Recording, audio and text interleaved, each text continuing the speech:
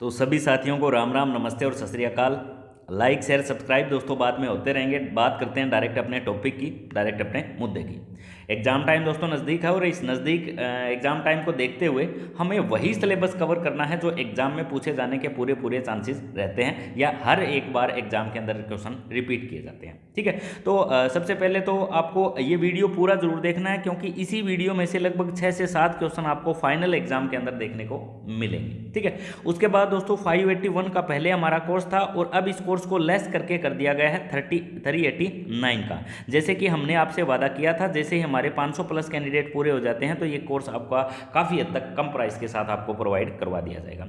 इसी कोर्स के साथ आपको टोटल वीडियो लेक्चर मिल जाते हैं। वीडियो लेक्चर के साथ साथ आपको टेस्ट सीरीज मिल जाती है। टेस्ट सीरीज के अंदर लगभग दोस्तों हमारे 63 टेस्ट हो चुके हैं। इनमें से कुछ टेस्ट टॉपिक वाइज भी हैं। ठीक है, 100 क्वेश्चन का डेली दोस्तों टेस्ट होता है। इस 100 क्वेश्चन के टेस्ट के अंदर अगर आपका स्कोर 60 के आर बार आता है तो आपकी काफ़ी फाइनल सिलेक्शन होने की काफ़ी उम्मीद बढ़ जाती है, क्योंकि लगभग मेरिट का आंकड़ा दोस्तों यही रहेगा। ये हम पेपर इस टाइप से बना रहे हैं कि एग्जाम में क्या क्या पूछा जाएगा। ठीक है, उसी के रिगार्डिंग दोस्तों ये हमारी सीरीज चल रही है। पिछले जो टेस्ट हो चुके हैं वो भी दोस्तों आप जो है अटेंड कर सकते हो। और आज लगभग यूँ मानो कि 14 नंबर का टेस्ट होगा। 13 टेस्ट जो है पीछे हो चुके हैं। कुछ टेस्ट दोस्तों इसके अंदर हमारे 63 यानी 50 टेस्ट जो बनते हैं वो हमारे टॉपिक वाइज अपडेट किए गए हैं। जैसे डीसी जनरेटर का अलग टेस्ट है, डीसी मोटर का अलग टेस्ट है, तो इसके अंदर लगभग 50 प्लस टेस्ट मिलते हैं। और लगभग 14 टेस्ट जो ये हो चुके हैं ये टॉपिक मिक्स है। जैसे इसके अंदर क्या होता है ना कि 70 क्वेश्चन टेक्निकल आएंगे, 30 क्वेश्चन जो रह जाते हैं उनमें से 10 क्वेश्चन कंप्यूटर के हैं, 15 से 16 क्वेश्चन हमारे हो जाते हैं हरियाणा जीके से संबंधित, बाकी बच जाते हैं उनमें से कुछ मैथ आ जाता है, कुछ दोस्तों आपका रीजनिंग भी आ जाता है। ठीक है, मिक्सअप टेस्ट बनाया जाता है, जैसे एचएससी के पैटर्न के हिसाब से किस प्रकार का सिलेबस बनता है और किस प्रकार से क्वेश्चन जो है उसमें से देखने को मिलते हैं। ज़्यादातर क्वेश्चन दोस्तों हम मशीन कंट्रोल पैनल वायरिंग है, डोमेस्टिक वायरिंग है, इंडस्ट्रियल वायरिंग है, इस प्रकार की वायरिंग से रिलेटेड क्वेश्चन डालते हैं, क्योंकि ये सिलेबस अब की बार नया इंक्लूड किया गया है। इस सिलेबस को तैयार करना बहुत ज़्यादा जरूरी है। तो शानदार और बेहतरीन तरीके के साथ हमें दोस्तों ज्वाइन करना चाहता है, डिस्क्रिप्शन में लिंक दिया हुआ है ऐप का, बिना सोचे समझे ज्वाइन कर लें। ये आपके 300-400 रुपये हो सकता है आपके लिए वरदान साबित हो जाए। ठीक है, अब बात कर लेते हैं दोस्तों आज के हमारे पहले ही टॉपिक की। जैसे कि सबसे पहला क्वेश्चन दिया हुआ है, प्लेट अर्थिंग जीआई प्लेट की मोटाई कॉपर प्लेट की रखी जाती है। ये ऐसे क्वेश्चन है दोस्तों जो आपको बुक में नहीं मिलेंगे, और एग्जामिनर भी ऐसे क्वेश्चन बनाता है जो आपके अंदर बुक के अंदर डेटो क्वेश्चन नहीं मिलेंगे, आपको समझ के करने पड़ेंगे। ठीक है, तो इसके अंदर जीआई प्लेट की जो मोटाई रखी जाती है वो कॉपर की प्लेट के मुकाबले में 2 गुनी रखी जाती है। कितनी रखी जाती है? 2 गुनी। ये आपको बिल्कुल ध्यान में रखना है। ठीक है, अब देखिए दोस्तों इस बात को सिद्ध कैसे करेंगे। तो सिद्ध करने के लिए जैसे जीआई के अंदर कॉपर प्लेट की बात करें, ठीक है, सबसे पहले हम जीआई प्लेट की बात करें ना, तो जीआई के अंदर क्या होता है हमारा हो जाता है 60 गुना में 60, और मोटाई की बात की जाए तो वो हो जाती है हमारी 0.30 mm। ठीक है, ये क्वेश्चन पूछा जाता है, आपने अक्सर देखा होगा, या तो मोटाई से क्वेश्चन पूछा जाता है। ये तो दोस्तों सेंटीमीटर में होता है और ये mm में होता है, ये भी आपको बात ध्यान में रखनी चाहिए। ठीक है, ये होती है मोटाई। ठीक है, 6.30 mm। अब मान लो कॉपर का पूछ लिया जाए तो आप कहोगे ये तो सेम ही रहेगा 60 गुना में 60 सेंटीमीटर, और ये चेंज हो जाएगा, ये हो जाएगा 3.5 mm मोटाई। ठीक है, अब इसका डबल करेंगे तो ये हो जाएगा। तो ये क्वेश्चन यहाँ से पूछा गया है, इस प्रकार से क्वेश्चन बना के पूछा गया है। तो जीआई प्लेट की अर्थिंग, जीआई प्लेट की मोटाई कॉपर प्लेट के मुकाबले दुगनी रखी जाती है, जैसे कि यहाँ पे बात ये प्रूफ भी हो रही है। उसके बाद देखिए दोस्तों क्वेश्चन किस प्रकार का पूछा जाएगा। एक हल्का सा क्वेश्चन अर्थिंग से दिया जाता है। क्या दिया जाता है? अर्थिंग से। अर्थिंग से अभी चंडीगढ़ का एएलएम का एग्जाम हुआ, अब चंडीगढ़ के एएलएम के एग्जाम से रिलेटेड कोई एजेंसी अगर हमारा पेपर बनाएगी तो वही क्वेश्चन मिलेंगे आपको, लगभग उसके आसपास के टॉपिक के मिलेंगे। अब उसमें एक डिटो क्वेश्चन पूछा गया था हमारी बुक में से कि बड़े जो सबस्टेशन होते हैं उसमें अर्थ प्रतिरोध कितना होता है, तो उनका अर्थ प्रतिरोध होता है 0.5 ओम। ये क्वेश्चन आपको बिल्कुल ध्यान में रखना है। प्रमुख सबस्टेशन का पूछ लिया जाए, यानी मुख्य सबस्टेशन का अर्थ प्रतिरोध पूछ लिया जाए तो आप कहोगे 1.0 ओम प्रमुख का। उसके बाद छोटे सबस्टेशन का पूछ लिया जाए, छोटे का पूछ लिया जाए तो 2 ओम का रेजिस्टेंस होता है। उसके बाद वायरिंग का पूछ लिया जाए तो वायरिंग का ये सेम होता है, 1 ओम होता है। वायरिंग का, हमारी घरेलू वायरिंग का अर्थ प्रतिरोध कितना होना चाहिए, तो आप कहोगे 1 ओम होना चाहिए। ठीक है भाई, उसके बाद क्या क्वेश्चन, ये प्रतिरोध याद कर लीजिए। आपको हो सकता है बड़े स्टेशन का पूछ लिया जाए, हो सकता है प्रमुख का पूछ लिया जाए, हो सकता है हमारे छोटे सब स्टेशन का पूछ लिया जाए। अन्य छोटे मोटे कोई बूस्टिंग स्टेशन है उनका प्रतिरोध पूछ लिया जाए तो आप कहोगे 8.0 ओम, यानी 8 ओम का प्रतिरोध उनका होना चाहिए। क्लियर है भाई, इतने प्रकार के क्वेश्चन आपके अर्थिंग के प्रतिरोध से पूछे जाएंगे। सबसे पहली बात तो ये है। चलिए, ये वैसे हमारी सीटी स्कैन की क्लास है दोस्तों, और ये सीटी स्कैन की क्लास को आपको पूरा देखना बहुत ज़्यादा जरूरी है। अब एक क्वेश्चन पूछा जाता है कि ईसीसी का फुल फॉर्म क्या होता है। ईसीसी, अर्थ कंटिन्यूटी कंडक्टर। क्या होता है? अर्थ कंटिन्यूटी कंडक्टर। अब अर्थ कंटिन्यूटी कंडक्टर जो घरेलू वायरिंग के अंदर अर्थ कंटिन्यूटी कंडक्टर का जो यूज करते हैं, उसका न्यूनतम माप कितना होना चाहिए? न्यूनतम, ठीक है, यानी निम्नतम माप उसका होना चाहिए 14 SWG। 14 SWG का आप अर्थ कंटिन्यूटी कंडक्टर जो यूज कर रहे हो, जो कंडक्टर लगा रहे हो, वो 14 SWG का होना चाहिए। अब SWG तो एग्जामिनर ने दिया नहीं, एग्जामिनर ने दे दिया mm² के अंदर। क्या दे दिया? mm² के अंदर। mm² के अंदर देगा तो आपको, आप कहोगे 2.9 mm²। 2.9 mm² का जो है 14 SWG का तार होता है। क्लियर है? ये क्वेश्चन भी आपको ध्यान में रखना है। उसके बाद पाइप अर्थिंग कम नमी वाले स्थानों पर करते हैं, और प्लेट अर्थिंग जो है ज़्यादा नमी ना हो वहाँ पे भी हम यूज़ कर सकते हैं। ये भी आपको बिल्कुल ध्यान में रखनी है बात। उसके बाद क्या क्वेश्चन पूछा जाएगा कि पाइप इलेक्ट्रोड जो होता है वो कैसे लगाया जाता है, तो आप कहोगे क्षैतिज स्थिति के अंदर लगाते हैं। कैसे? क्षैतिज स्थिति के अंदर, ठीक है। पाइप इलेक्ट्रोड क्षैतिज तल, और झुकाव कितने डिग्री पर होता है पाइप का, तो आप कहोगे 30 डिग्री का झुकाव इसका होता है, जो ऊपर से नीचे से कटे होता है ना, ऐसे, उसकी हम बात कर रहे हैं, ठीक है। तो इतने क्वेश्चन आपसे पूछे जाएंगे अर्थ रेजिस्टेंस से संबंधित, जिनमें से एक भी क्वेश्चन आपका गलत नहीं होना चाहिए। वायरिंग से रिलेटेड कई बार क्या करता है एग्जामिनर, जो मान लो जीआई पाइप के अंदर, जो पाइप अर्थिंग के अंदर पाइप जो यूज करते हैं, उसका व्यास पूछ लेते हैं, तो उसका व्यास होता है दोस्तों 38 mm, ठीक है, 38 mm व्यास पूछ लिया जाता है। ऊपर मैश वायर निकाल के लाते हैं, उसका कई बार पूछ लिया जाता है, उस मैश वायर का व्यास कितना होता है, तो वो होता है हमारा 12.7 mm, ठीक है भाई। कई बार रोड अर्थिंग के जो रोड यूज करते हैं, उसका पाइप, उस रोड का व्यास पूछ लिया जाता है, तो वो हो जाता है हमारा 12.5 mm। तो इस प्रकार से क्वेश्चन एग्जामिनर आपके एग्जाम में डालेगा, आपका एक भी क्वेश्चन इनमें से गलत नहीं होना चाहिए भाई। अब इतने क्वेश्चन करवा दिए ना, इनमें से एक क्वेश्चन फाइनली है एग्जाम में देखने को मिल जाएगा, ठीक है। पाइप अर्थिंग के साइज से रिलेटेड, प्लेट अर्थिंग के साइज से रिलेटेड, प्लेट कितने mm की यूज करते हैं, ठीक है, प्लेट का सेंटीमीटर में साइज क्या होता है, ऐसे क्वेश्चन आपको एग्जाम में देखने को मिलेंगे। आपके इनमें से कोई भी क्वेश्चन भाई गलत नहीं होने चाहिए। चलिए अब बढ़ लेते हैं दोस्तों आज के हमारे अगले क्वेश्चन की तरफ। अगला क्वेश्चन क्या बताता है? अगला क्वेश्चन है विद्युत वायरिंग में कौन सा आरेख जरूरी नहीं है। अब वायरिंग से रिलेटेड क्वेश्चन ना पूछा जाए, इतना सारा सिलेबस वायरिंग का भर रखा है, और वो क्वेश्चन ना पूछा जाए तो ऐसा तो हो ही नहीं सकता। तो वायरिंग से रिलेटेड आप आराम से ये 1 या 2 क्वेश्चन या 4 क्वेश्चन आपको देखने को जरूर मिलेंगे। सबसे पहले तो विद्युत वायरिंग में कौन सा आरेख जरूरी नहीं है, इसी क्वेश्चन को हम देख लेते हैं। तो तार की लंबाई जरूरी नहीं है, लेआउट, सर्किट और इंस्टॉलेशन, ये तीनों चीज़ें जरूरी है। एक वायरिंग के लिए लेआउट जरूरी है, सर्किट जरूरी है, इंस्टॉलेशन जरूरी है। सबसे पहले बनाओगे आप लेआउट, ठीक है भाई, फिर बनाओगे सर्किट, फिर बनाओगे उसकी इंस्टॉलेशन, फिर करोगे उसकी इंस्टॉलेशन। तो इस प्रकार से क्वेश्चन पूछा जाएगा। अब कौन सी वायरिंग सबसे सस्ती है, ऐसा क्वेश्चन पूछ लिया गया कि कौन सी वायरिंग सबसे सस्ती है, और ऑप्शन दे दिए, तो आप कहोगे क्लीट वायरिंग सबसे सस्ती है। कौन सी वायरिंग? क्लीट वायरिंग। कौन सी वायरिंग सबसे महंगी है, क्वेश्चन पूछ लिया गया कौन सी वायरिंग सबसे महंगी है, सबसे सुंदर है, ऐसा पूछ लिया जाए, तो आप कहोगे कंसील्ड वायरिंग। कंसील्ड वायरिंग सबसे महंगी वायरिंग है, और सबसे ज़्यादा यूज वायरिंग ये की जाती है। क्लियर है भाई? अब दो क्लीट वायरिंग के अंदर दो क्लीटों के बीच की दूरी कितनी होती है, तो कई बार दे दिया जाता है 10 सेंटीमीटर की दूरी। कितनी?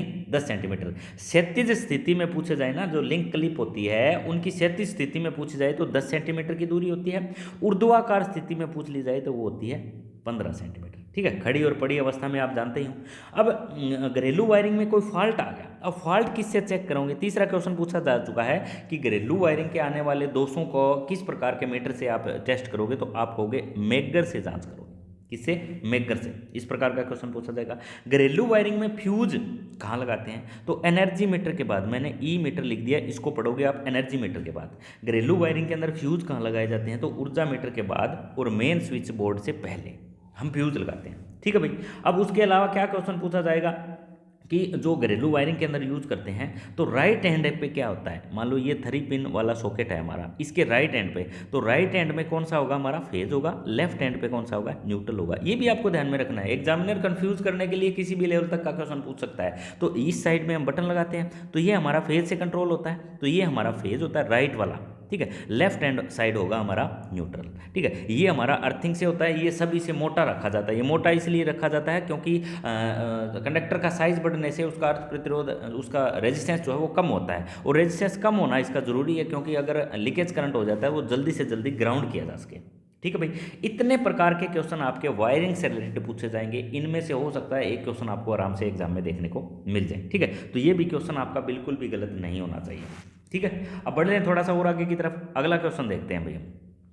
किसी तरंग का शिखर मान किस पर निर्भर करता है? कोई भी वेव है उसका पूछ लिया गया, किसी भी तरंग का शिखर मान किस पर निर्भर करता है। कोई भी वेव है उसका शिखर मान किस पर, अब एक तो पूछा जाएगा भाई शिखर मान किसी भी तरंग का, एक पूछा जाएगा आरएमएस मान, ठीक है, एक पूछा जाएगा औसत मान। ये 3 प्रकार के मान पूछे जाते हैं एग्जाम के अंदर।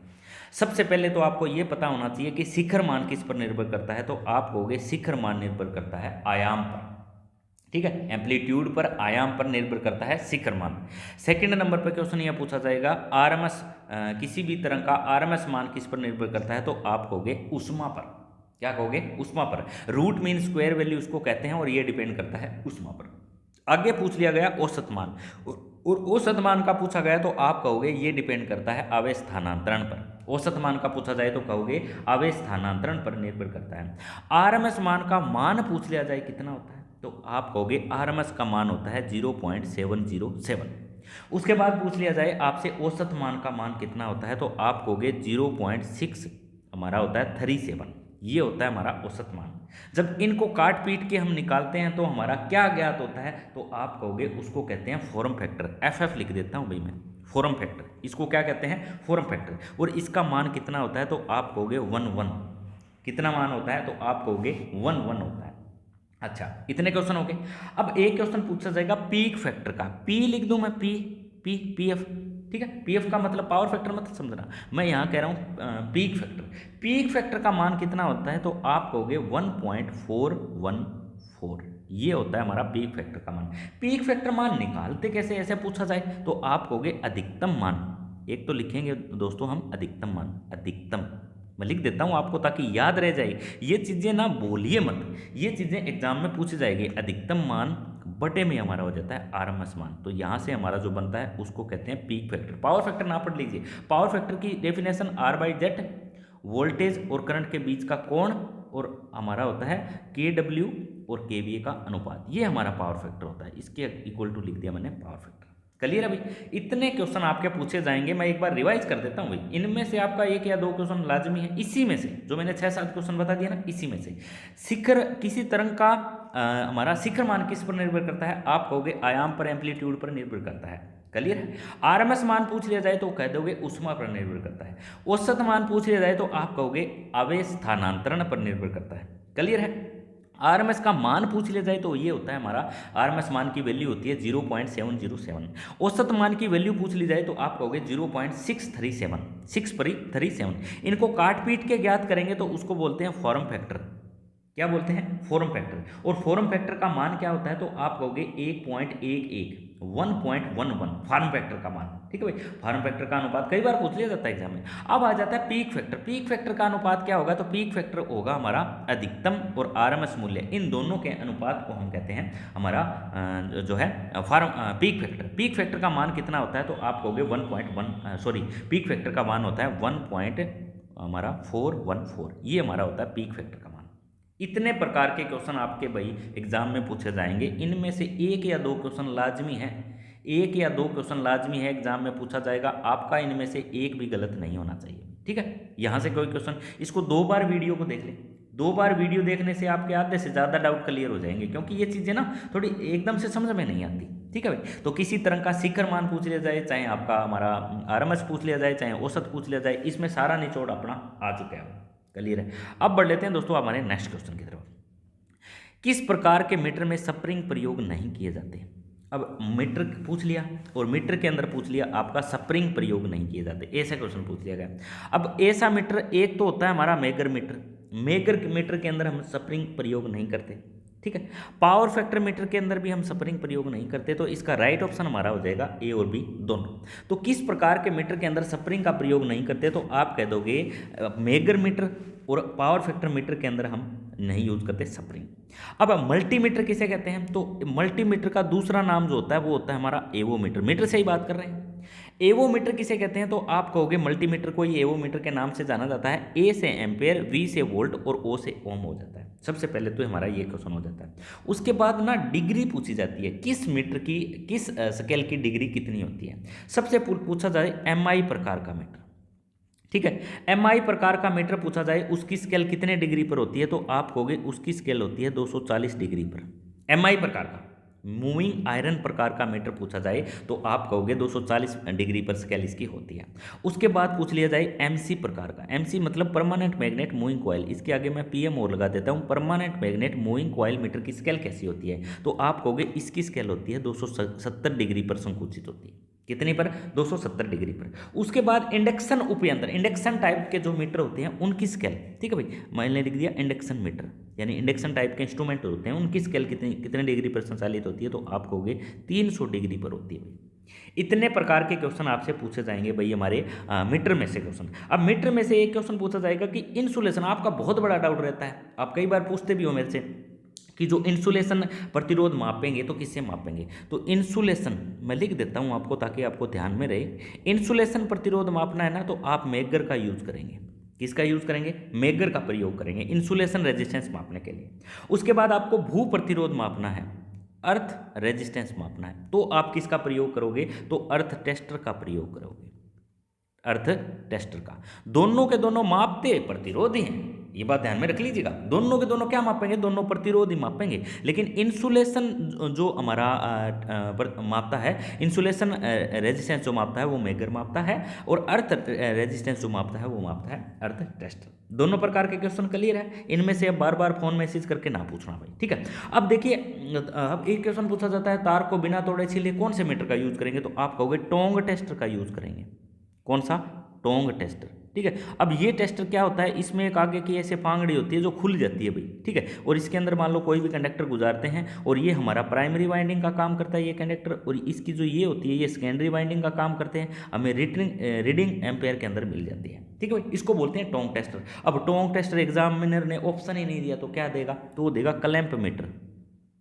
क्या देगा भाई, क्लैंप मीटर, ठीक है भाई। इतने प्रकार के क्वेश्चन आपके एग्जामिनर पूछेगा, ठीक है, तो इसमें से कोई भी क्वेश्चन आपका गलत नहीं होना चाहिए। लगभग जो एम्पेयर मीटर होता है ना दोस्तों हमारा, वो एक सीरीज में लगता है, बाकी लगभग सारे मीटर पैरेलल के अंदर, वोल्ट मीटर ले लीजिए, पावर फैक्टर मीटर ले लीजिए, हमारा ले लीजिए आप वाट मीटर ले लीजिए, सारे मीटर ना पैरेलल में लगते हैं। एक मीटर को छोड़ दीजिए, एम्पेयर मीटर को, ठीक है भाई। तो एम्पेयर आप ध्यान में ना रहे ना, कई बार कनेक्शन पता नहीं होते कौन से मीटर के कनेक्शन कैसे करते हैं, तो एम्पेयर मीटर याद कर लीजिएगा। एम्पेयर मीटर का कनेक्शन लगभग सीरीज में होता है। मैं इसको लगा के दिखाता हूँ एक बार, चलिए देख भी लेते हैं, कोई बात नहीं, थोड़ा सा टाइम लग जाएगा, कोई दिक्कत वाली बात नहीं है। ये हमारा होता है एम्पेयर मीटर, ये हमारा होता है वोल्ट मीटर। इन दोनों का कंबाइंड कर देते हैं ना, ये हमारा हो जाता है, ये हमारा हो गया पावर फैक्टर में, सॉरी पावर मीटर, शक्ति, ठीक है, वाट मीटर जिसको बोल देते हैं। इसकी ऊपर वाली कॉइल सीसी होती है, नीचे वाली कॉइल पीसी होती है। पीसी पैरेलल कॉइल होती है, पतला तार अधिक टर्न, सीसी सीरीज होती है जिसको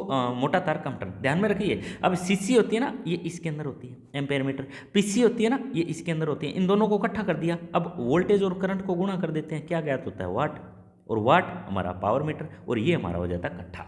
इनको गुणा कर दिया ना तो ये होता है, ठीक है। अब फ्रीक्वेंसी मीटर भी किस में लगता है, तो पैरेलल में लगता है। तो लगभग के जो मीटर होते हैं ना वो आपके पैरेलल में लगे मिलते हैं आपको, ठीक है। ये मीटर छोड़ के, जो मैंने मीटर बताए हैं ना, ये मीटर छोड़ के आपके सारे मीटर जो है वो लगे होते हैं पैरेलल के अंदर, एम्पेयर मीटर को छोड़ के, ठीक है भाई। तो किस प्रकार के मीटर में स्प्रिंग प्रयोग नहीं करते, तो आप कहोगे हमारा जो मेगर मीटर है और पावर फैक्टर मीटर है, इसके अंदर स्प्रिंग प्रयोग नहीं करते। क्लियर है भाई। अब बढ़ लेते हैं हमारे आज के नेक्स्ट क्वेश्चन की तरफ।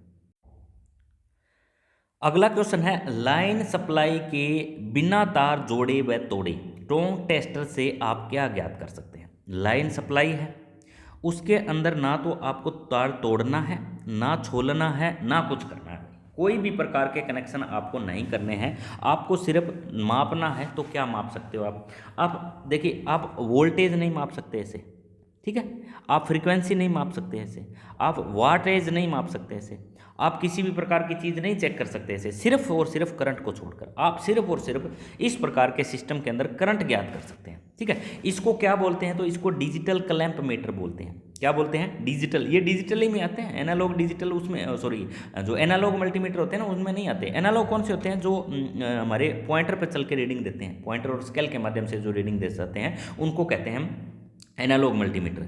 ठीक है, और एनालॉग मल्टीमीटर के अंदर क्लैंप मीटर नहीं आते, ये डिजिटल ही आएंगे आपके। अच्छा, अब बात आती है कि ये जो है किस किस रीडिंग के अंदर मिलते हैं। मान लो एसी करंट तो मापते हैं, ये तो हमने पढ़ लिया। अब एसी का कौन सा करंट मापते हैं, कितनी रेंज तक का मापते हैं, तो आप कहोगे 0 से 20 एम्पेयर का करंट ये माप सकते हैं।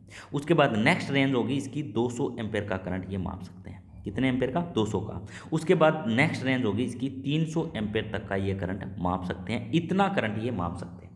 क्लियर है भाई? क्लैंप मीटर किस प्रकार का करंट मापेंगे, तो आप कहोगे 0 से 20। अब छोटा लोड है तो यहाँ सेलेक्टर स्विच रखेंगे, थोड़ा सा और ज़्यादा लोड है तो 200 एम्पेयर पे रखेंगे, उससे भी ज़्यादा लोड है तो 300 एम्पेयर पे सेलेक्टर स्विच को आप रखेंगे। अब एसी वोल्टेज कितनी माप सकता है क्लैंप मीटर, ऐसा क्वेश्चन पूछ लिया जाए तो सबसे पहली रेंज तो आपको मिलेगी 0 से 200 वोल्टेज।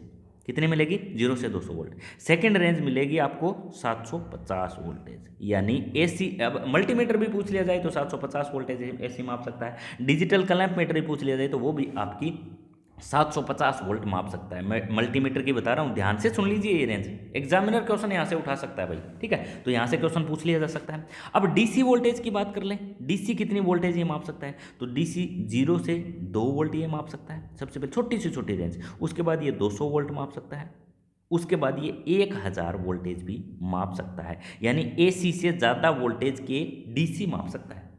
क्लियर अभी? अब रेजिस्टेंस पूछ लिया जाए, रेजिस्टेंस कितने माप सकता है, तो रेजिस्टेंस 0 से 200 ओम माप सकता है सबसे पहले तो। उसके बाद ये माप सकता है 200 किलो ओम, 200 किलो ओम। ये इतने प्रकार के रेजिस्टेंस होते हैं इसमें, इतने प्रकार की रेजिस्टेंस की रीडिंग माप सकता है, इतने प्रकार की आपकी एसी की एम्पेयर की रीडिंग माप सकता है, इतने प्रकार के एसी के वोल्टेज माप सकता है, इतने प्रकार के आपके डीसी के वोल्टेज माप। ये अंकन होती है, इस पर लिखी होती है भाई, ठीक है। जो मीटर होता है उसके ऊपर ये चीज़ें लिखी होती है, आप सेलेक्टर स्विच को जहाँ भी रखोगे उसी प्रकार की राशि को ये माप देगा, ठीक है भाई। तो इस प्रकार से क्वेश्चन आपसे पूछा जाएगा, कोई भी क्वेश्चन मल्टीमीटर में से पूछा जाएगा तो इससे बाहर नहीं पूछा जाएगा। क्लियर अभी? तो यहाँ से क्वेश्चन पूछा जाए तो आपका बिल्कुल भी गलत नहीं होना चाहिए। चलिए अब बढ़ लेते हैं दोस्तों आज के हमारे नेक्स्ट क्वेश्चन की तरफ। अगला क्वेश्चन दोस्तों हमारा बन जाता है उद्दीपन लैंप में क्या भरा जाता है, यानी इनकैंडिसेंट जो लैंप होते हैं उनके अंदर भरा क्या जाता है, ये क्वेश्चन इसमें पूछा गया है। ठीक है भाई, उद्दीपन लैंप, इनकैंडिसेंट लैंप भी आप इसको कह सकते हो। तो इनके अंदर नाइट्रोजन या आर्गन दोनों ही भरी जाती है भाई, ठीक है, नाइट्रोजन और आर्गन। अब क्वेश्चन ये पूछा जाएगा सोडियम वेपर लैंप में क्या भरा जाता है, तो आप कहोगे सोडियम वेपर लैंप के अंदर सोडियम के वाष्प भरे जाते हैं, प्लस में आर्गन भरी जाती है। सोडियम के वाष्प, नियोन के वाष्प भी हो सकते हैं और प्लस में आर्गन भी हो सकती है। क्लियर है? अब क्वेश्चन ये पूछा जाए सोडियम वेपर लैंप किस प्रकार का प्रकाश देता है, तो आप कहोगे मोनोक्रोमेटिक प्रकाश, जिसको हिंदी में कहते हैं एक वर्णी प्रकाश देता है। ठीक है भाई, क्वेश्चन कई बार पूछा जाता है कि एक वर्णीय प्रकाश कौन से प्रकार का लैंप देता है, तो एकमात्र sodium vapour lamp, sodium vapour lamp, sodium vapour lamp जो है एक वर्णीय प्रकाश देता है। सोडियम वेपर लैंप प्रारंभ में कौन सी रोशनी देता है, तो लाल गुलाबी। कौन सी रोशनी देता है, लाल गुलाबी। जब पूरा ऑपरेट हो जाता है कितना टाइम लगता है, 10 से 15 मिनट। कितना? 10 से 15 मिनट। पूरा ऑपरेट हो जाता है तो कौन सी रोशनी देगा, पूरा ऑपरेट होने पे देता है ये पीले रंग की रोशनी। कौन सी? पीले रंग की। ये लाल गुलाबी रोशनी कौन देता है, तो ये देता है हमारा जो सोडियम के दाने होते हैं वो। क्लियर है? अब मरकरी वेपर लैंप कई बार पूछ लिया जाता है, मरकरी वेपर लैंप जो होता है वो कौन सी रोशनी देता है, तो ये देता है हरी नीली। मरकरी वेपर लैंप कई बार एग्जामिनर दे देता है क्वेश्चन, ठीक है। अब इसके बाद क्वेश्चन क्या पूछा जाएगा, इसके बाद एक स्टैंडर्ड सा क्वेश्चन पूछा जाता है कि जो हमारे सिनेमा प्रोजेक्टर या सर्च लाइट है, सिनेमा प्रोजेक्टर और सर्च लाइट के अंदर किस प्रकार का लैंप यूज करेंगे, तो आप कहोगे वहाँ लैंप यूज करेंगे हम आर्क लैंप। कौन सा लैंप? आर्क लैंप बहुत ज़्यादा इंपॉर्टेंट है। आर्क लैंप की खास बात क्या है, ये एसी और डीसी दोनों पर चल सकता है, ठीक है। इसमें एक 85% का रोड होती है, एक हमारी शायद 10% की रोड होती है, और 5% की जो रोशनी मिलती है वो हमारी आर्क से मिलती है, ठीक है। 5% हम आर्क को लेके चलते हैं। उसके बाद क्या क्वेश्चन पूछा जाएगा कि जो हम घरों में ट्यूबलाइट लगाते हैं, अक्सर हम आपने देखा होगा घरों के अंदर ट्यूबलाइट लगाते हैं, तो वो ट्यूबलाइट के अंदर जो चौक लगी होती है उसका काम क्या होता है, तो उसका काम होता है करंट को लिमिट करना, करंट को सीमित करना। क्लियर है। उस चौक का काम होता है स्टार्टिंग के अंदर मान लो 220 वोल्ट की सप्लाई जा रही है तो उसको 4 गुना बढ़ा कर देना, बाद में इस सप्लाई का आधा वोल्टेज कर देना, ठीक है। क्योंकि जब भी गैस स्टार्टिंग के अंदर ऑपरेट होती है तो उसको ज़्यादा वोल्टेज की जरूरत होती है, और एक बार ऑपरेट होगी ना तो उसको बिल्कुल कम वोल्टेज की जरूरत होती है। क्लियर है भाई। तो इस प्रकार का क्वेश्चन आपके एग्जाम में क्वेश्चन पूछा जा सकता है। वो कई बार प्रदीप्ति की इकाई पूछ लेते हैं, तो प्रदीप्ति नहाती किस साबुन से थी, तो लक्स साबुन से नहाती थी। ऐसे हमने ट्रिक बनाई थी, आपने वीडियो नहीं देखी तो ठीक है। प्रदीप्ति फ्लक्स की क्या इकाई है, तो प्रदीप्ति फ्लक्स इकाई है ल्यूमन। क्या है, ल्यूमन। तो ये भी आपको ध्यान में रखना है। तो इतने प्रकार के क्वेश्चन हो सकता है एग्जाम में पूछ लिए जाए, आपका इनमें से एक भी क्वेश्चन नहीं गलत होना चाहिए। बढ़ लेते हैं हमारे आज के नेक्स्ट क्वेश्चन की तरफ। अगला क्वेश्चन है दोस्तों, विद्युतीय डिग्री किस पर निर्भर करती है। इलेक्ट्रिकल डिग्रीज जो है वो किस पर निर्भर करती है, यानी वाइंडिंग वाले चैप्टर में से ये क्वेश्चन उठ जाता है। तो सबसे पहले तो हमारी वाइंडिंग की कहाँ जाती है, तो दो प्रकार की मशीनों के अंदर वाइंडिंग करते हैं। एक तो हमारी एसी मशीन होती है, एक हमारी डीसी मशीन होती है। एसी मशीन के अंदर कौन सी वायरिंग की जाती है, तो आप कहोगे एसी मशीन के अंदर क्लोज्ड वायरिंग करते हैं। डीसी मशीन के अंदर पूछ लिया जाए, सॉरी हाँ, एसी मशीन के अंदर हमारी ओपन वायरिंग करते हैं। भाई ये गलत हो गया, ओपन वायरिंग। एसी मशीन के अंदर ओपन वायरिंग करते हैं, डीसी मशीन के अंदर करते हैं क्लोज्ड वायरिंग। इसको आपको ध्यान में रखना है सबसे पहले तो, ठीक है। उसके बाद विद्युत डिग्री किस पर निर्भर करती है, तो आप कहोगे ये पोलों पर निर्भर करती है। इलेक्ट्रिकल डिग्रीज टोटल एक सर्कल की कितनी डिग्री होती है, तो आप कहोगे 360 डिग्री होती है। 3 फेज की सप्लाई को कितने डिग्री पर रखा जाता है, 3 फेज ऐसे होता है ना ये हमारा, तो ये आप कहोगे 120 डिग्री पर रखा जाता है सबको। क्लियर है। उसके बाद सिंगल फेज का पूछा जाए तो आप कहोगे 90 डिग्री पर रखी जाती है कॉइलों की। उसके बाद पोलों, इलेक्ट्रिकल डिग्रीज किस पर निर्भर करती है, तो आप कहोगे पोलों पर निर्भर करती है। उसके बाद क्वेश्चन पूछ लिया जाए क्वाइल ग्रुप की संख्या, कॉइल लगाते हैं, कॉइल जो ग्रुप बनते हैं मोटर के अंदर उनकी संख्या किस पर निर्भर करती है, तो आप कहोगे सबसे पहले तो ये निर्भर करती है पोल पर। उसके बाद निर्भर करती है फेज पर। किस पर निर्भर करती है, फेज पर, ठीक है। कॉइल ग्रुप की संख्या किस पर निर्भर करती है, या तो पोल पर या करती है फेज पर। आगे क्वेश्चन पूछा जाता है कम्यूटेटर खंडों की संख्या किस पर निर्भर करती है। कम्यूटेटर, डीसी मशीन के अंदर कम्यूटेटर लगाता है, उसके ऊपर खंड बने होते हैं जो पार्ट नहीं होते हैं, ठीक है, ऐसे पार्ट होते हैं जिनको हम राइजर बोलते हैं, ठीक है। तो उनकी संख्या किस पर निर्भर करती है, तो आप कह दोगे आर्मेचर कॉइल पर। किस पर, आर्मेचर कॉइल पर, उसकी संख्या निर्भर करती है आर्मेचर कॉइल पर। ब्रूसों की संख्या किस पर निर्भर करती है, तो आप कहोगे ब्रूसों की संख्या निर्भर करती है आर्मेचर करंट पर। किस पर निर्भर करती है, आर्मेचर धारा की मात्रा पर या आर्मेचर करंट पर, ब्रूस कितने किस हिसाब से लगाने। तो इतने प्रकार के क्वेश्चन आपके यहाँ से पूछे जा सकते हैं, तो इनमें से भी एक भी क्वेश्चन आपका गलत नहीं होना चाहिए।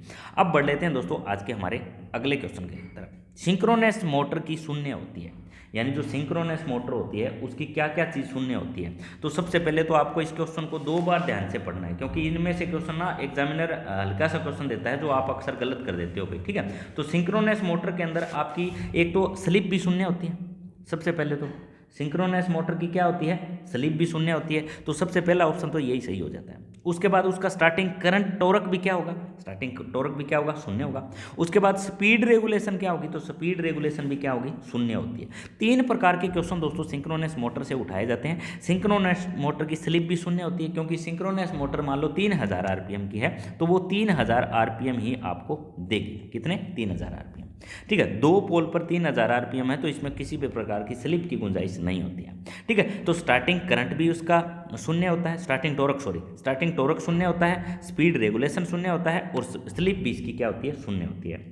नेक्स्ट क्वेश्चन क्या पूछा जाएगा, सिंक्रोनस मोटर को जब सिंक्रोनस मोटर के अंदर रोटर किस प्रकार का यूज करेंगे। रोटर पूछ लिया जाए तो आप कहोगे salient pole rotor synchronous motor के अंदर यूज किया जाता है। क्लियर है। सिंक्रोनस मोटर कितने प्रकार के पावर फैक्टर पर काम कर सकती है, तो आप कहोगे सिंक्रोनस मोटर तीनों प्रकार के पावर फैक्टर पर काम कर सकती है। ठीक है, सिंक्रोनस मोटर तीनों प्रकार के पावर फैक्टर के अंदर काम कर सकती है। वो लेगिंग पावर फैक्टर भी काम कर सकती है, लीडिंग पावर फैक्टर भी काम कर सकती है, और जो है आपका लीडिंग, लेगिंग और यूनिटी तीनों प्रकार के पावर फैक्टर पर ये कार्य कर सकती है। ठीक है भाई, ये क्वेश्चन भी पूछा जा सकता है। अब कैसे काम करेगी, तो ये तीन प्रकार की मोटर की एक्साइटेशन होती है भाई। एक तो होती है लेवल एक्साइटेशन, एक होती है ओवर एक्साइटेशन, एक होती है हमारी अंडर एक्साइटेशन। इसके अंदर लेगिंग है, इसके अंदर यूनिटी है, इसके अंदर लीडिंग है। तीनों प्रकार के पावर फैक्टर पे दोस्तों ये कार्य कर सकती है। उसके बाद हटिंग दोष हो जाता है। एक सिंक्रोनस मोटर के अंदर जो है हटिंग दोष हो जाता है। हटिंग दोष कैसे काम करता है, मान लो क्वेश्चन ये पूछ लिया जाए कि हटिंग दोष जो है मोटर के अंदर हो गया, सिंक्रोनस मोटर के अंदर, तो उसके अंदर वो दोष आप ठीक कैसे करोगे। ठीक है, तो आप डैम्पर वाइंडिंग करके, कौन सी वाइंडिंग करके, डैम्पर वाइंडिंग करके आप हटिंग नामक दोष को ठीक कर सकते हो। ठीक है, हटिंग दोष के निवारण के लिए सिंक्रोनस मोटर के रोटर पर पोल फेस के ऊपर डैम्पर वाइंडिंग की जाती है। इस प्रकार से आपको ये लाइन लिखी मिल सकती है एग्जाम के अंदर। क्लियर है भाई। तो सिंक्रोनस मोटर के अंदर स्लिप भी शून्य होती है, उसके बाद दोस्तों स्टार्टिंग टॉर्क भी शून्य होता है, उसके बाद आपका स्पीड रेगुलेशन भी शून्य होती है। अब सिंक्रोनस मोटर को ओवर एक्साइट पर चला रहे हो, किस पर, ओवर एक्साइटेशन पर चला रहे हो, लोड शून्य है, तो ये किस तरह काम करेगी, तो आप कहोगे ये कंडेंसर की तरह काम करेगी। ठीक है, कंडेंसर इसी को कहते हैं, कैपेसिटर इसी को कहते हैं, संधारित्र इसी को कहते हैं। ठीक है भाई, ये सभी एक ही चीज़ के नाम है। कंडेंसर भी दे देंगे, कैपेसिटर भी दे देंगे, संधारित्र भी दे देंगे। ठीक है, तीनों ही चीज़ का एक ही नाम है भाई। ठीक है भाई, तो इसकी यहाँ से क्वेश्चन इतने प्रकार के सिंक्रोनस मोटर से उठाए जाएंगे, आपका एक भी क्वेश्चन गलत इसमें से नहीं होना चाहिए। अब बढ़ लेते हैं दोस्तों आज के हमारे अगले क्वेश्चन की तरफ। अगला क्वेश्चन है दोस्तों, अर्धचालक 300 केल्विन यानी 300 केल्विन के ताप पर, ठीक है, 300 के ताप पर किस तरह कार्य करते हैं। अर्धचालक दोस्तों क्या होता है ना, ये 0 डिग्री पर तो इंसुलेटर का काम करते हैं। किसका, इंसुलेटर का। ठीक है, और ये जब इनके ऊपर टेम्परेचर बढ़ जाता है तो ये चालक बन जाते हैं। क्या बन जाते हैं, चालक। तो 300 डिग्री पर काम करते हैं अर्धचालक चालक की तरह, 0 डिग्री के ताप पर ये काम करते हैं अर्धचालक की तरह। ठीक है, किस पर, चालक। अर्धचालक जीरो जो के ताप पर जो काम करते हैं अचालक की तरह, 300 के पर काम करते हैं ये हमारे चालक की तरह, और अर्धचालक की तरह कब काम करते हैं, जब इनके बीच का टेम्परेचर हो। ठीक है, ये तो हमारे हो जाते हैं हमारी पी टाइप और एन टाइप प्रकार के अर्धचालकों के बाद। अब इनके अंदर अशुद्धियाँ मिलाई जाती है। ठीक है, एक के अंदर तो अशुद्धियाँ मिलाई जाती है, ट्रिवलेंट, ट्राइवलेंट बोल देते हैं, जो डोपिंग पी प्रकार के अंदर करते हैं, एक डोपिंग करते हैं एन प्रकार। एन प्रकार के जो चालक होते हैं उनके अंदर पेंटवालेंट की अशुद्धि मिलाते हैं। किस प्रकार की, पेंटवालेंट। अब आपको या तो ट्रिवलेंट की याद कर लीजिए, ट्रिवलेंट को टी आर लिख दिया भाई मैंने। ठीक है, ट्रिवलेंट के अंदर आप मिलाओगे बोरोन, सबसे पहले तो ये अशुद्धियाँ कई बार पूछ ली जाती हैं। उसके बाद मिलाओगे एल्यूमिनियम, मैं शॉर्ट में लिख रहा हूँ एल्यूमिनियम। उसके बाद मिलाओगे गैलियम, क्या मिलाओगे, गैलियम। उसके बाद आप मिलाओगे इंडियम बोलते हैं इसको, इंडियम। ठीक है, उसके बाद क्या मिलाओगे आप, थेलियम। ठीक है, थेलियम। ये इतने प्रकार की ट्रिवलेंट के अंदर, ट्रिवलेंट कौन से प्रकार के अंदर, आप कहोगे पी प्रकार के अंदर, पी प्रकार के अंदर। अब देखिए दोस्तों, एक थैला है, ठीक है, एक गैलन है और एक बोरी है। ठीक है, बोरोन है, गैलियम है, थेलियम है। तो आप थैला ले लो, गैलियम जो हमारी गैलन होती है वो ले लो, और हमारी बोरी ले लो। ठीक है, इंडिया के अंदर, ठीक है, बोरी के अंदर, ठीक है, गैलन के अंदर और थैली के अंदर एल्यूमिनियम रखते हैं। बस आपको ट्रिवलेंट की सारी याद होगी अशुद्धियाँ। आपको पेंटवालेंट की अब याद करने की जरूरत नहीं है। आपको जब ट्रिवलेंट की याद होगी तो आप पेंटवालेंट क्यों करोगे, क्योंकि आपको पता ही चल गया पी प्रकार के अंदर ये मिलाते हैं। इसके बाद जो बच गई वो हमारी बच गई पेंटवालेंट की, यानी एन प्रकार की। ठीक है, तो इसके अंदर एन हमारे पेंटवालेंट की पूछ ली जाए तो कौन सी होती है, नाइट्रोजन। सबसे पहले तो नाइट्रोजन के बाद आ जाती है फास्फोरस। ठीक है भाई, फास्फोरस। उसके बाद आ जाती है आर्सेनिक, मैं शॉर्टकट में लिख देता हूँ। उसके बाद जाती है एंटीमनी।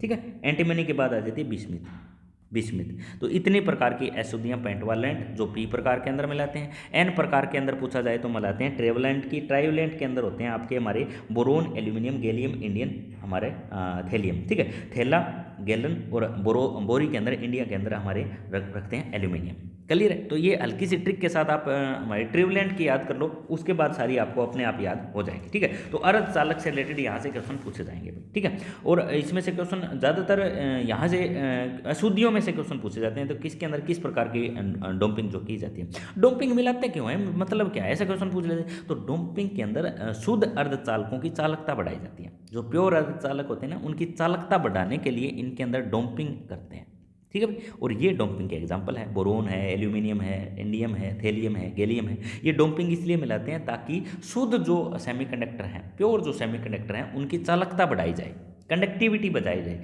इसलिए इनके अंदर ये डालते हैं। अब ये बात आपको हो सकता है बुक के अंदर मिले ना, तो ये भी आपको अच्छे तरीके से कवर इसको कर लेना है। अब बढ़ लेते हैं दोस्तों आज के हमारे नेक्स्ट क्वेश्चन की तरफ। अगला क्वेश्चन है सीआरओ की इनपुट प्रतिबाधा कितनी होती है। सीआरओ, ठीक है, कैथोड रे ऑस्किलोस्कोप। सीआरओ का फुल फॉर्म होता है कैथोड रे ऑस्किलोस्कोप। सीआरटी का फुल फॉर्म होता है कैथोड रे ट्यूब, ठीक है। तो ये दोनों के दोनों भाई इंपॉर्टेंट है। सबसे पहले तो ये इनपुट प्रतिबाधा वाला ना वेरी वेरी इंपॉर्टेंट रख लें, बहुत ही ज़्यादा बार ये क्वेश्चन रिपीट किया गया एग्जाम के अंदर, ठीक है। तो इसकी इनपुट प्रतिबाधा होती है भाई 1 मेगा ओम। कितनी होती है, 1 मेगा ओम।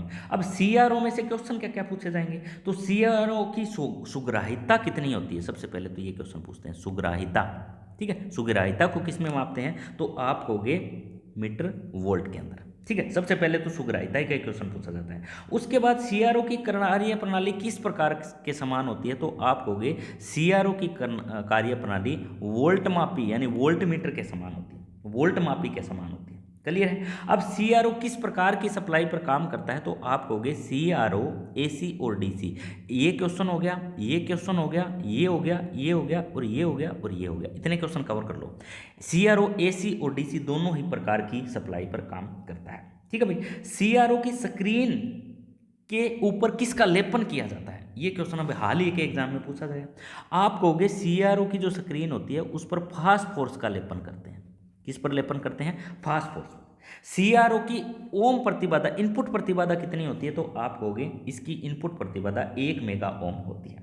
सीआरओ किस तरह के दृश्य भाग पर काम करते हैं, तो आप कहोगे सीआरओ किसी तरह के दृश्य भाग पर। इसका तो आंसर यही है, दृश्य भाग पर जो है दृश्य भाग को प्रदर्शित करता है।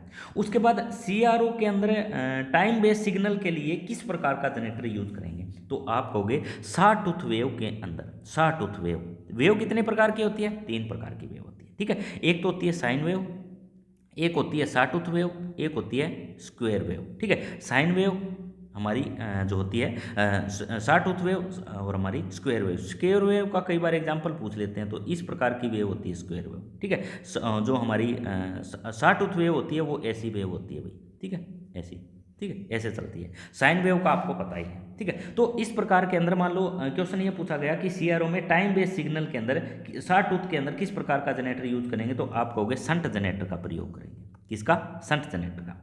उसके बाद पूछा जाए सीआरओ एसी के किस मान को प्रदर्शित करता है। सीआरओ जो है वो एसी के किस मान को प्रदर्शित करता है, तो आप कहोगे ये शिखर मान को प्रदर्शित करता है। सीआरओ का दिल किसे कहा जाता है, सीआरओ का दिल कहा जाता है सीआरटी का। सीआरटी को, सीआरटी मतलब कैथोड रे ट्यूब को, ठीक है। सीआरटी को सीआरओ का दिल कहा जाता है। सीआरओ में इलेक्ट्रॉनों की संख्या क्या होती है, तो इलेक्ट्रॉनों की संख्या सीआरओ के अंदर नियंत्रण ग्रिड के बराबर होती है, दोनों की इसके अंदर बराबर होती है। सीआरओ पर्दे पर कौन से प्रकार के संकेत देता है, तो आप कहोगे 2D। कौन से प्रकार के, 2D संकेत देता है। सीआरओ क्या माप सकता है, तो आप कहोगे वोल्टेज माप सकता है, और हमारा माप सकता है ये फ्रीक्वेंसी, जिसको हम कहते हैं आवृत्ति। क्या कहते हैं, आवृत्ति। इतने प्रकार के आपके सीआरओ से रिलेटेड जुड़े हुए क्वेश्चन पूछे जा सकते हैं एग्जाम के अंदर, तो इसमें से भी कोई भी क्वेश्चन आपका गलत नहीं होना चाहिए। वेरी वेरी इंपॉर्टेंट क्वेश्चन है, यहाँ से क्वेश्चन लाजमी है, आपके एग्जाम के अंदर पूछा ही जाएगा। सीआरओ से संबंधित एक क्वेश्चन आपको दिया जाता है, तो यहाँ से क्वेश्चन पूछा जाएगा, आपका एक भी क्वेश्चन इसमें से गलत नहीं होना चाहिए। चलिए अब बढ़ लेते हैं दोस्तों हमारे अगले क्वेश्चन की तरफ। किसी पाइप की आंतरिक चूड़ियां निकालने के लिए प्रयोग की जाती है। ये क्वेश्चन आपने खुद नहीं देखा होगा, कितनी बार ये रिपीट किया गया क्वेश्चन, ठीक है। अब क्वेश्चन मान ले पूछ लिया गया आंतरिक चूड़ियों का, तो आंतरिक चूड़ियां जो निकालने के लिए प्रयोग की जाती है वो की जाती है टेप। टेप एक इसमें लगने वाला डाई सेट के लगने वाला औजार होता है, जिसका हम यूज करते हैं आंतरिक चूड़ियां निकालने के लिए। बाहरी चूड़ियाँ निकालने के लिए किया जाए तो आप कहोगे स्ट्रोक एंड डाई का इस्तेमाल करते हैं। किसी भी पाइप पर बाहरी चूड़ियाँ निकालने के लिए स्ट्रोक एंड डाई का यूज़ करेंगे सबसे पहले। किसी भी पाइप के अंदर आंतरिक चूड़ियाँ निकालने के लिए टेप का यूज़ करेंगे। ये नहीं होते इसके अंदर। क्लियर अभी? सबसे पहले तो क्वेश्चन ये बन जाता है। उसके बाद टूल्स में से और क्या क्वेश्चन पूछेगा एग्जामिनर क्वेश्चन पूछेगा समांतर लाइन खींचने के लिए किस प्रकार का औजार यूज करेंगे। समांतर लाइनें खींच ली आपको, ठीक है, तो आप यूज करोगे ट्राई स्क्वायर का जो हमारी बिजली वाली बुक है ना, सेम डिटो लाइन के अंदर क्वेश्चन दिया हुआ है, सेम डिटो लाइन के अंदर एक क्वेश्चन पूछा गया है। ऊर्ध्वा लाइनें अगर खींचनी है, ठीक है, समांतर लाइनें खींचने के लिए ट्राई स्क्वायर यूज कर लिए। ऊर्ध्वा लाइनें, खड़ी लाइनें खींचनी है तो उसके अंदर यूज करेंगे साहुल का। किसका? साहुल को। और साहुल को इंग्लिश में क्या कहते हैं, तो आप कहोगे उसको कहते हैं प्लम्बोब। क्या कहते हैं? प्लम्बोब, ठीक है। तो ये ऊर्ध्वा लाइनें के बारे में पूछा जा सकता है। उसके बाद मान लो पॉइंट कोण पूछ लेते हैं कई बार। मान लो सेंटर पंच का पॉइंट कोण क्या होता है, क्वेश्चन ये पूछ लिया गया कि सेंटर पंच जो यूज करते हैं उसका पॉइंट कोण क्या होता है। तो सेंटर पंच का, सबके अलग अलग कोण होते हैं भाई। सेंटर पंच का पूछ लिया जाए ना तो सेंटर पंच का होता है 40 डिग्री। क्लियर है भाई? डोट पंच का पूछ लिया जाए, डोट पंच का क्या होता है, तो आप कहोगे 60 डिग्री। प्रिक पंच का पूछ लिया जाए, प्रिक पंच का, तो वो होता है हमारा दोस्तों 30 डिग्री। क्लियर? ये तो होता है जैसे कोण से रिलेटेड, ठीक है, पॉइंट कोण। अब क्वेश्चन ये पूछा जाएगा कि साइज का निर्धारण करते हैं, कैसे करते हैं, ठीक है। तो साइज का, फाइल का पूछ लिया जाए, मान लो फाइल का साइज का निर्धारण कैसे करते हैं, तो आप कहोगे पॉइंट से हील की दूरी, ठीक है, पॉइंट से हील के बीच की आप दूरी मापोगे और फाइल का निर्धारण कर दोगे। उसके बाद स्टील रूल का निर्धारण कैसे करेंगे। स्टील रूल बना किसका होता है, तो आप कहोगे स्टेनलेस स्टील का बना होता है। और स्टील रूल का निर्धारण कैसे करोगे, तो आप कहोगे लंबाई से, उसकी लेंथ से, ठीक है भाई। उसके बाद मान लो हैमर का पूछ लिया जाए, मान लो हैमर का साइज निर्धारण कैसे करेंगे, तो आप कहोगे पिन से। किससे? पिन से। उसके बाद प्लायर का पूछ लिया जाए, प्लायर, तो प्लायर का यूज करोगे आप लंबाई से। किससे? लंबाई से। उसके बाद पूछ लिया जाए वॉइस का पूछ लिया जाए तो आप कहोगे जबड़े की चौड़ाई से। जबड़े की चौड़ाई, जो वॉइस का जबड़ा होता है ना, उसकी चौड़ाई कितनी होती है उस पर डिपेंड करता है। उसके बाद पूछ लिया जाए मान लो किसी भी प्रकार की फाइल का, तो आप कह दोगे पॉइंट से हेल तक की दूरी को माप के आप जो है यूज कर सकते हो टूल्स की, जो है कहाँ से कहाँ किनारों तक मापी जाती है। तो इतने क्वेश्चन आपके टूल से रिलेटेड क्वेश्चन पूछे जा सकते हैं। ये क्वेश्चन दोस्तों बहुत ज़्यादा इंपॉर्टेंट है, बहुत ही ज़्यादा बार एग्जाम के अंदर रिपीट किया गया है, ठीक है भाई। तो यहाँ से क्वेश्चन पूछा जाएगा आपका टूल से रिलेटेड। अब बढ़ लेते हैं दोस्तों हमारे अगले क्वेश्चन की तरफ। अगला क्वेश्चन हमारा दिया हुआ है ELCB कितने प्रकार की होती है।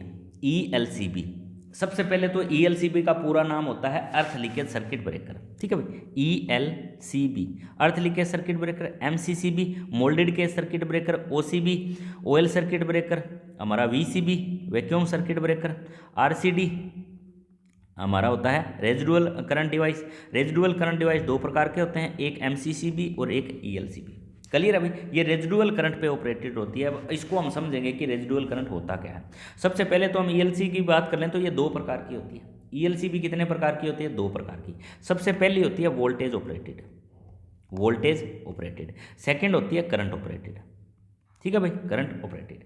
अब ELCB दो प्रकार की होती है, एक तो वोल्टेज ऑपरेटेड होती है, एक होती है करंट ऑपरेटेड, ठीक है भाई।